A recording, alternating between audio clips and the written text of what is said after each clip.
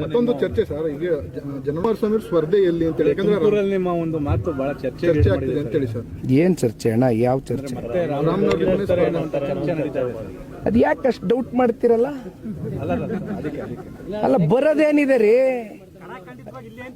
ಅಲ್ಲ ನೋಡಿ, ನಮ್ಮ ಪಕ್ಷದ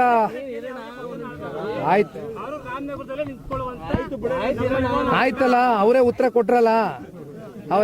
ಅವ್ರ ಆದೇಶನೇ ಅಂತಿಮ, ಕಾರ್ಯಕರ್ತರ ಆದೇಶನೇ ಅಂತಿಮ ಅಷ್ಟೇ.